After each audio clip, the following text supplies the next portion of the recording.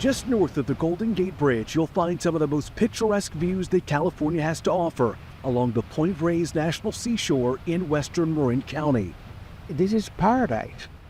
Carlos Barata, a 30-year veteran California park ranger, has picked up photography in his retirement. When I go out to do photography in Point Reyes National Seashore, I call it going to church. Why is that? Because that's where I feel like my heart and my spirit feel comfortable, full. Past the breathtaking landscapes that draw in millions of visitors each year, you'll find cattle dotted along the coastline.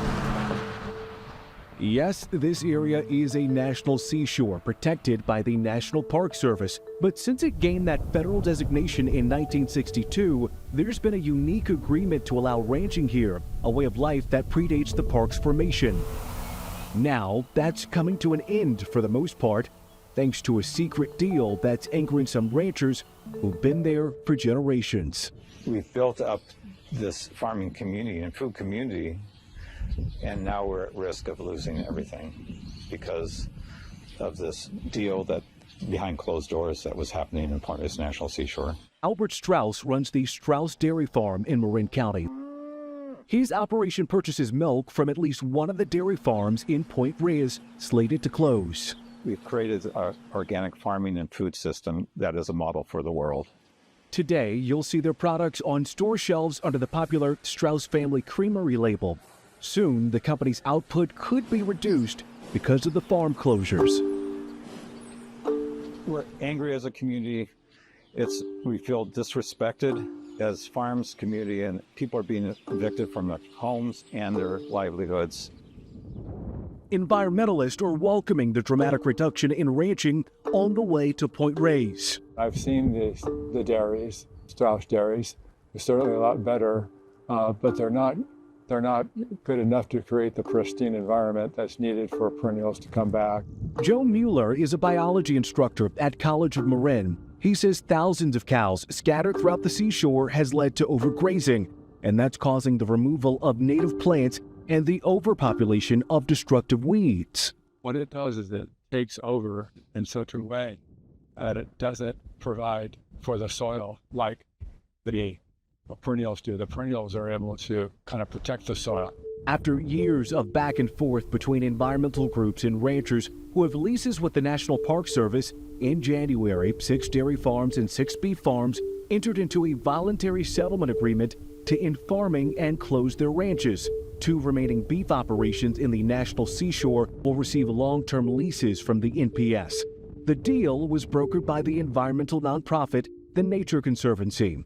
The agreement, which has not been made public, settles a 2022 lawsuit that raised serious environmental concerns about the farming practices on the protected land and challenged 20-year leases given to the farmers by the National Park Service. The ranchers who operate the farms will receive an undisclosed sum of money, estimated by our sources to be somewhere between a couple and several $1 million, to walk away from this multi-generational family business.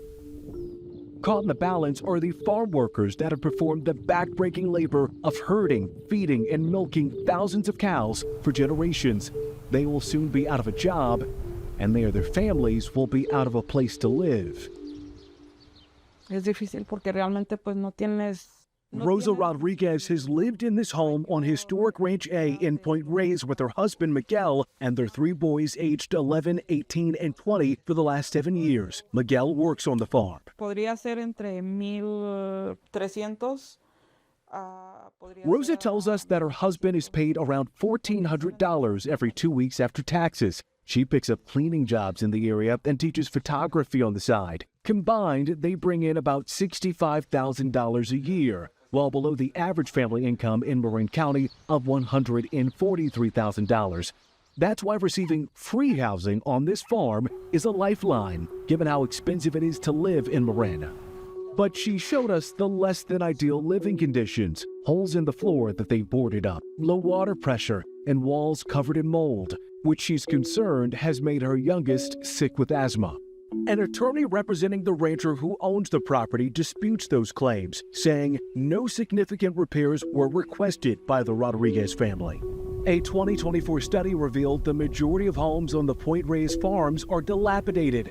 with major health and safety violations. But as bad as the living conditions are, she has no clue where her and her family will live when they're forced to move out when the farms close by April 1st of 2026, according to documents obtained by ABC 7 News. How has it changed since then? Along with photography and his retirement, Carlos also serves as president of the board of directors for the organization West Marin Community Services. His group will help disperse a reported $2.5 million set aside in a fund by the Nature Conservancy to help the farm workers, their families, and tenants who don't work on the farm but have been grandfathered into this agreement relocate, about 100 people in total. Each family should look at all the information that is given to them and decide what's best for my family. Let's honor the workers. That's the funny part of it. They are the backbone of that industry. Without those workers, nothing happens. Nothing. ABC 7 News has obtained documents shared with families showing the sliding scale of compensation they'll receive as an incentive to move off the farms. $68,000 for a 1 to 2 person household, $81,000 for a family of 3 to 4, and $99,000 for a family the size of Rosa's with 5 to 6 people, with the cap being $109,000 for larger families. We have a housing crisis, as you know well now, and this is just making it worse. Taking housing that's there and eliminating it. That doesn't make a lot of sense to me. Andrew Giacomini is a well-known Bay Area attorney who's now representing 45 tenants on the Point Reyes farms who are not happy with this deal. Giacomini also comes from a family of ranchers who lived and worked right here on these West Marin farms. I'm just trying to level the playing field against this situation where there's this money to drag people out of their houses, and then there's this push on the other side, and people feel like they don't have a choice. And now Giacomini tells me that he's trying to give these tenants that choice by working with a private donor to create a separate fund to match the money families are receiving from the Nature Conservancy. In other words, Rose's family could accept $99,000 from this private donor instead of the Nature Conservancy as an incentive to stay and fight by joining this lawsuit. He says families will receive the money whether they win that lawsuit or not. Who's the donor? I'm not going to reveal their name. They can decide to do it or not. What do you say to people that might say that this is fighting a secret settlement with secret money from a donor? You're the first person who said that, but it's just, I would say, well, we're fighting the good fight and they're fighting the bad fight. As the legal challenge to upend the deal to end farming in Point Reyes continues, the deal has captured the attention of lawmakers in Washington. House Republicans on the Committee on Natural Resources have launched a federal investigation into the Biden-era settlement agreement, calling out a lack of transparency and potential environmental and legal consequences. And there's a lot going on here, including, some questions like, why did so many people not care about the farm workers for all these years, but are suddenly great champions of the farm workers? There's some stuff going on here. Congressman Jared Huffman's district stretches from the Golden Gate Bridge to the Oregon border, including the Point Reyes National Seashore. He opposes the lawsuit and this congressional investigation. I think they are trying to blow this up because they just don't like parts of it, and they're not sure what comes next, and that's what worries me. Because you can't just put Humpty Dumpty back together again. Some of these ranchers are already gone or are almost gone. Several of these dairies are functionally already shut down and have ceased operation. They're not coming back. Congressman Huffman says his office is now focused on helping affected families like Rose's find new housing and new work. He believes ending ranching on the seashore will improve the ecosystem, a longtime concern of North Bay environmentalists. This is the most popular beach in Point Reyes National Seashore Park. If you're here the right time of year, in November, December, you can see large elephant seals in here. Biology professor Joe Mueller at the College of Marin points to cattle grazing as a detriment to the area's ecosystem. So miles of cattle grazing is happening up there.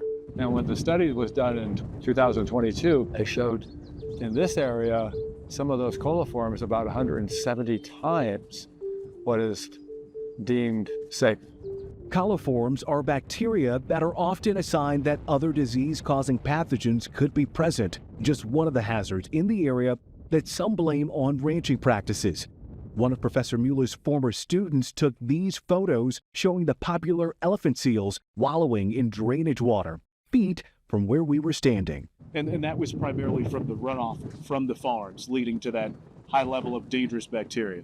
That's right. That they were able to trace that back to the grazing, to the cattle, the dairy cattle that are up there.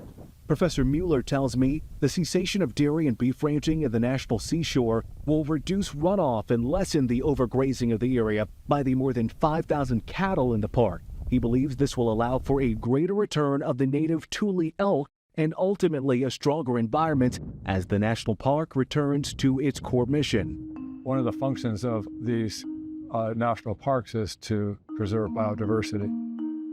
And sustainable farming is certainly a wonderful start, but will never be enough when it comes to preserving nature in its whole.